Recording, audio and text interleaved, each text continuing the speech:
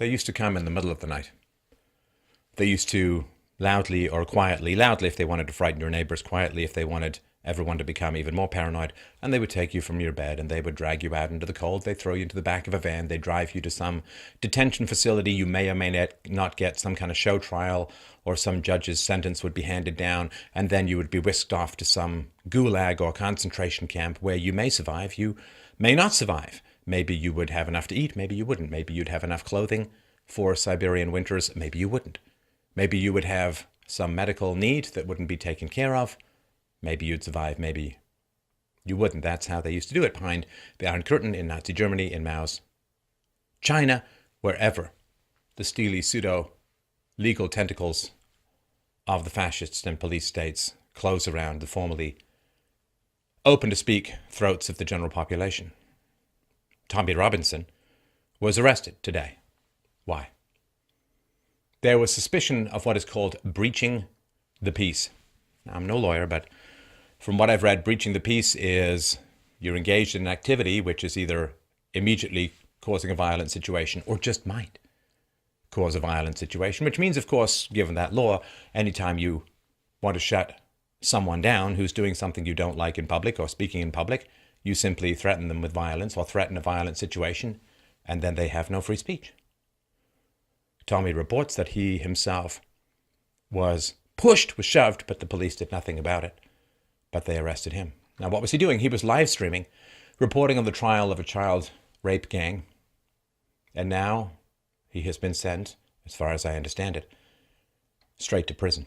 Straight to prison.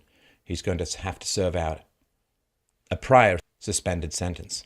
Why? Why? What was his previous sentence? So last year he was arrested for contempt of court after trying to film Muslims who'd been accused of these child rapes outside a court in Canterbury. Now, this is terrible enough, what happened to Tommy this morning in the UK.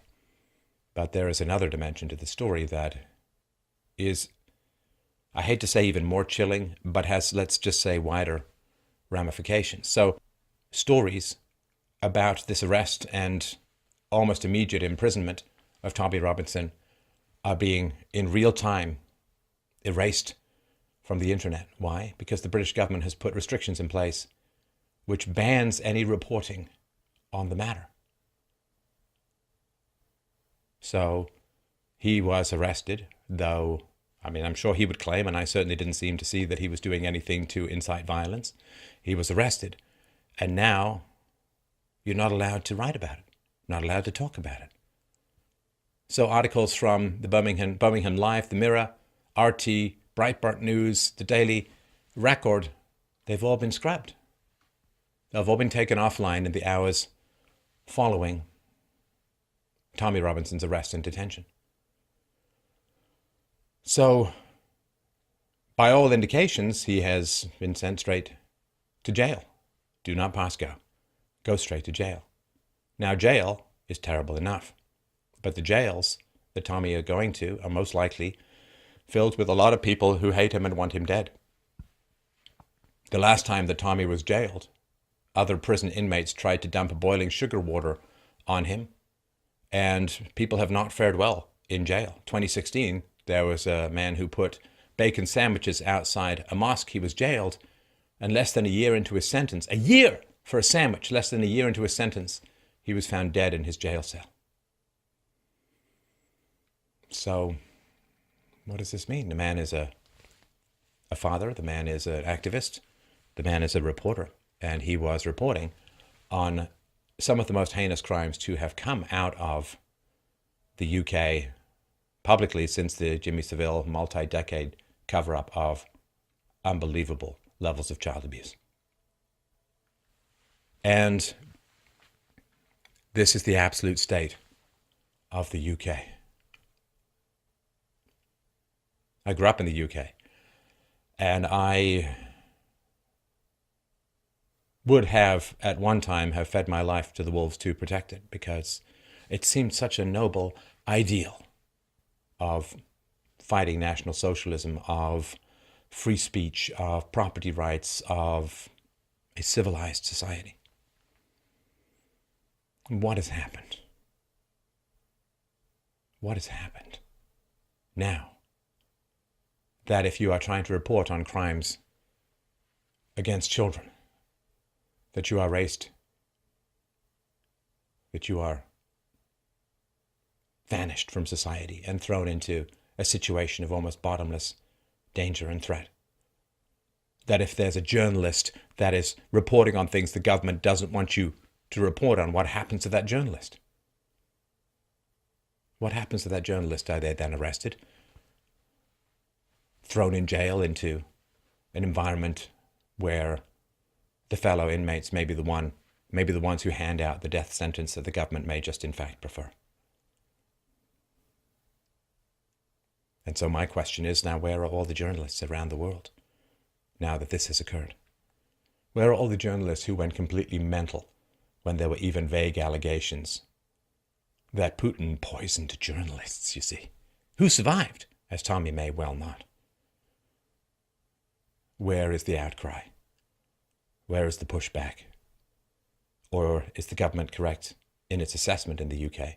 Is the government correct in its assessment that any protests will be full of sound and fury but signify nothing? Are they so confident in their capacity to shut down dissenting voices that they can do this and be certain that they can get away with it? Where are the reporters? Where are the activists? Where are the protesters? The arrest occurs. The judgment is swift and terrible.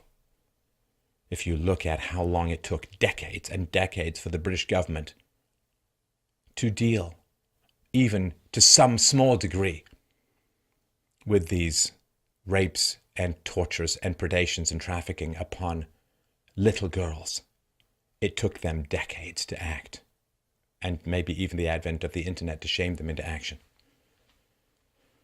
And look how quickly they acted in this instance. The priorities, I think, are clear.